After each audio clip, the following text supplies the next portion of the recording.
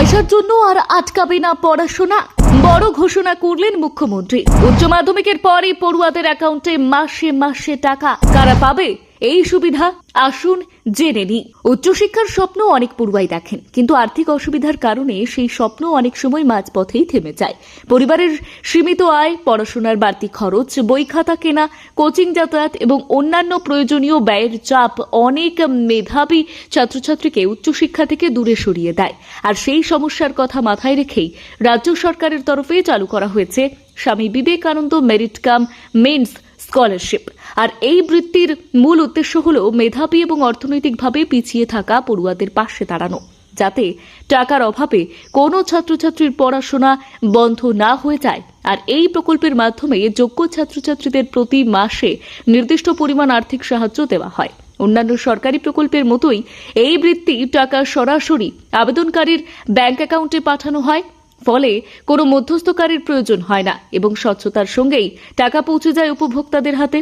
আর এই বৃত্তির জন্য উচ্চ মাধ্যমিক, স্নাতক, স্নাতকোত্তর, পলিটেকনিক, পেশাদারী কোর্স এবং গবেষণারত পড়ুয়ারাও আবেদন করতে পারেন। তবে আবেদনকারীদের অবশ্যই কোনো স্বীকৃত শিক্ষা প্রতিষ্ঠানে অধ্যয়নরত হতে হবে। পাশাপাশি যে স্তরের পড়াশোনার জন্য আবেদন করা হবে তার আগের পরীক্ষায় অন্তত 60% নম্বর পেয়ে উত্তীর্ণ হতে হবে। অর্থাৎ শুধুমাত্র মেধাবী ছাত্রছাত্রীরাই এই বৃত্তির সুবিধা পাবেন।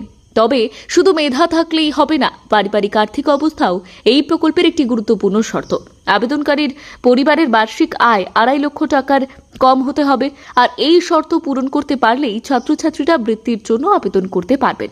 বৃত্তির পরিমাণ শিক্ষার স্তর এবং কোর্সের ধরন অনুযায়ী আলাদা হয়। উচ্চ মাধ্যমিক বা ডিএলএড কোর্সে অধ্যয়নরত ছাত্রছাত্রীরা প্রতি মাসে 1000 টাকা করে বৃত্তি পান। পলিটেকনিকের পড়ুয়ারা মাসে 1500 টাকা করে আর্থিক সাহায্য পান। স্নাতক স্তরের বিজ্ঞান বিভাগের ছাত্রছাত্রী এবং বিভিন্ন পেশাদারী কোর্সে অধ্যয়নরত পড়ুয়ারা প্রতি মাসে 1500 টাকা করে বৃত্তি পান। অর্থাৎ বছরে মোট 18,000 টাকা পর্যন্ত আর্থিক সাহায্য দেওয়া হয়। অন্যদিকে কলা এবং বাণিজ্য বিভাগে স্নাতক পড়ুয়ারা প্রতি মাসে 1000 টাকা করে পান, যা বছরে 12,000 টাকার সমান। স্নাতকোত্তর স্তরে কলা এবং বাণিজ্য বিভাগের পড়ুয়ারা প্রতি মাসে 2000 টাকা করে বৃত্তি পান। বিজ্ঞানের স্নাতকোত্তর স্তরের পড়ুয়াদের জন্য বৃত্তির পরিমাণ আরও বেশি, তারা প্রতি মাসে 2500 টাকা করে আর্থিক সাহায্য পান। আর এছাড়াও engineering, medical, nursing, pharmacy, BEd, গবেষণা এবং পিএইচডি স্তরের পড়ুয়ারাও এই প্রকল্পের আওতায় আসেন। বিশেষ করে মেডিকেল পড়ুয়াদের জন্য মাসিক বৃত্তির পরিমাণ 5000 টাকা পর্যন্ত নির্ধারণ করা হয়েছে। ফলে উচ্চ ব্যয়ের পেশাদারী শিক্ষার ক্ষেত্রে এই প্রকল্প যথেষ্ট সহায়ক ভূমিকা পালন করবে। ব্যুরো রিপোর্ট, গোলসি বার্তা।